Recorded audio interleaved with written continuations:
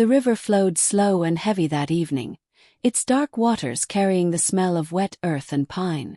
Margaret Hale stood at its edge, her skirts gathered in one hand to keep the hem from soaking in the mud.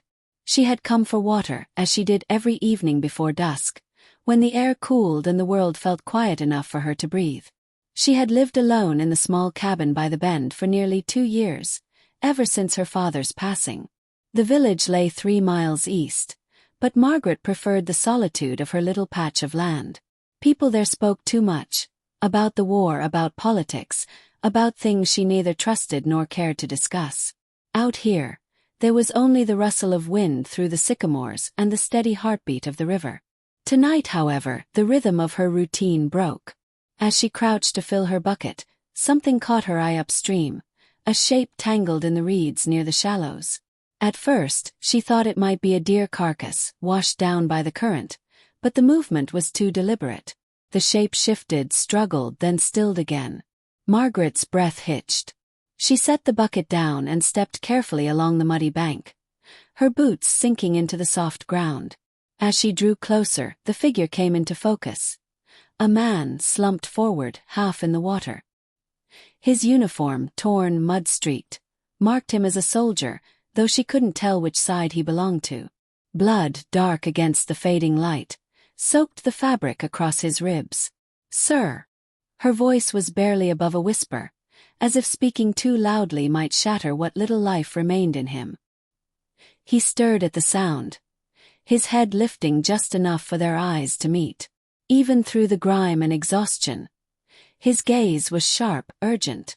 "Help me," he rasped, the words dragging out as if they cost him more than he could spare. Margaret glanced over her shoulder, scanning the tree line. The war had made the woods dangerous. Soldiers, deserters, and bandits alike prowled the edges of civilization. Helping a wounded man could bring trouble to her door, trouble she could not afford. Yet, there was something in his voice, in the way his hand reached weakly toward her, that anchored her in place. Without another word, she waded into the shallows, the cold water seeping into her boots.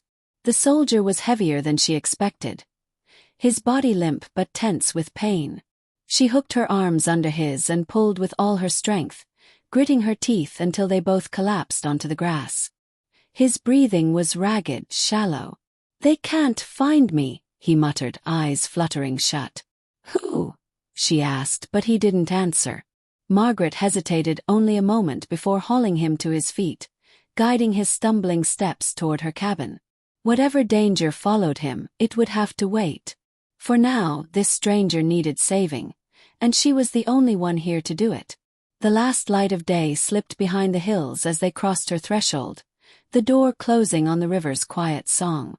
Margaret had not carried another human into her cabin since the day her father took ill. Back then, the air had been filled with a bitter smell of fever. Tonight, it was the sharp scent of iron and damp wool from the soldier's torn uniform. She eased him onto her bed, its quilt creased and faded from years of use, and lit the oil lamp on the table beside him. In the warm glow, his features came into sharper focus. He was younger than she'd first thought, no older than 30, with a jawline dusted in days-old stubble. His lips were pale, his skin clammy, and the wound across his ribs had soaked through the cloth she pressed against it. She found herself working quickly, her hands steadier than she expected. Years alone had taught her to handle practical matters without hesitation. Survival left no room for panic. "What's your name?" she asked as she dabbed the wound with water warmed on the hearth. His eyes flickered open for a moment. "Captain Daniel Reeves." His voice was low, forced through clenched teeth. "I was headed north. They ambushed us." Margaret's brow furrowed. North meant through the disputed territory, a place crawling with scouts and deserters. "Who's chasing you?" He didn't answer right away. Instead, his gaze darted to the single window beside the door. "Men who can't let me reach my destination." He coughed, grimacing at the pain. "If they find me here, they won't spare you either." The words settled heavy in the room, but Margaret only tightened the bandage around his torso. "Then we'll make sure they don't find you," she said simply. Daniel studied her for a moment, as though weighing whether he could trust a quiet woman living alone by the river. "I'm carrying something important. It needs to reach General Harrison before the week is out. If it doesn't, the battle will be lost." Margaret paused, meeting his eyes. Battle. She hadn't seen soldiers this far west in months, but the war had a way of bending roads and spilling into unexpected places. He nodded weakly, then reached toward the inside of his coat. From a hidden pocket, he pulled a small, weathered satchel. "Keep this safe. No matter what you hear outside, no matter who comes, don't give it up." Before she could respond, a faint sound drifted through the night air, a twig snapping under weight. Her head turned sharply toward the window. Beyond the thin glass, the moonlight cast long shadows between the trees. She doused the lamp until only the embers in the hearth remained, then moved to the door and slid the wooden latch into place. Daniel's voice was barely audible. "They're closer than I thought." Margaret's heart pounded, but her movements stayed deliberate. She reached for the old hunting rifle propped in the corner, the one her father had kept loaded even in times of peace. Her fingers wrapped around the cold metal. Outside, the river whispered and the forest stood silent, but she knew the night was no longer empty. Somewhere beyond those trees, men were searching, and it was only a matter of time before they reached her door. The first knock was not a knock at all. It was the scrape of boots across the porch. Margaret froze, her ear straining in the stillness. The sound came again, followed by a hushed voice. Whoever they were trying to keep quiet. She moved to the bed, where Daniel lay propped against the wall. His face pale but eyes sharp. "Hide," he whispered. "I'm not leaving you," she murmured back. His hand gripped hers with surprising strength. "If they get in, they'll take the satchel." "It can't happen." Margaret's jaw tightened. She snatched the small leather bag from the table and tucked it beneath a loose floorboard near the hearth, replacing the plank so seamlessly it looked untouched. She barely had time to return to the rifle before the first blow hit the door. It rattled in its frame, the latch groaning under the force. "Open up!" A voice barked, deep, impatient. "We're looking for a man. Might have come through here." Margaret said nothing. Her father had taught her that silence was its own kind of weapon. The second blow splintered the wood near the hinge. She raised the rifle, the barrel steady in her hands despite the hammering in her chest. Through the cracks in the shutters, she caught glimpses of them. 3 men, their coats mismatched and weapons slung carelessly, the look of soldiers who'd long since abandoned their orders. One of them stepped forward, pressing his ear to the door. "Lady, we ain't here to hurt you. Just tell us if you've seen him." Margaret's voice was calm when she answered. "No one's come by." Then a chuckle, low and cruel. "Funny, 'cause we saw tracks leading right to your place." The door shuddered again, this time under a boot. Margaret's finger hovered near the trigger.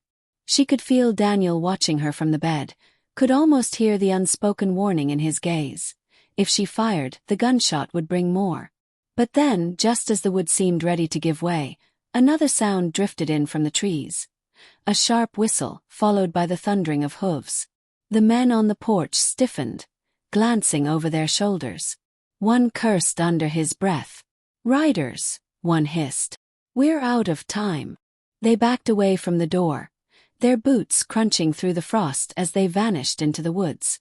Margaret didn't lower the rifle until their footsteps faded completely. She turned back to Daniel, whose breathing was ragged but whose eyes burned with urgency. "They'll come back," he said. "Stronger and with more men. We can't stay here." Margaret swallowed hard. Leaving meant abandoning the safety she had built piece by piece since her father's death. But she could see in Daniel's expression that staying meant death, for both of them, and perhaps for more than she yet understood. Outside, the night was deep and cold. Inside, the decision pressed against her like the weight of the rifle in her hands. They left before the first light touched the horizon. Margaret had packed quickly. Bread, dried meat, a flask of water, and the satchel hidden deep inside her bundle. Daniel was still weak, But determination lent him strength enough to mount the old bay horse she kept in the lean-to. The cold air bit at their faces as they moved through the thinning mist along the riverbank. The forest was quiet except for the steady splash of hooves in shallow water. Margaret led the way on foot, guiding the horse along a narrow trail she knew by memory. If the men from last night returned, they'd find her cabin empty and cold. They stopped only once, in a clearing where the first gray streaks of dawn began to push back the night. Daniel slid from the saddle with effort, leaning heavily on the horse's flank. Margaret steadied him, feeling the heat radiating from his fever. "You can't keep going like this," she said. "I have to," he replied, voice rough but unwavering. "Every hour we lose, the enemy gains ground." He glanced toward the east, where the road to the next outpost lay. "If I don't reach General Harrison by midday, his men will walk into a trap." Margaret wanted to argue, to tell him no message was worth his life, but the look in his eyes silenced her. It wasn't pride she saw, it was duty, the kind that bound a man tighter than chains. She handed him the satchel. "Then take it. But promise me you'll live long enough to deliver it." His lips curved into a faint, tired smile. "I'll do my best." For a moment they stood in the pale light, the river whispering in the distance, the world holding its breath. Then Daniel swung himself back onto the horse, his movements deliberate despite the pain. "You've done more for me than you know," he said, his voice low. "If this works, if history remembers this day, it'll be because you didn't turn me away." Margaret swallowed the lump in her throat. "Then ride fast, Captain Reeves. And don't look back." He gave her one last nod, then nudged the horse forward.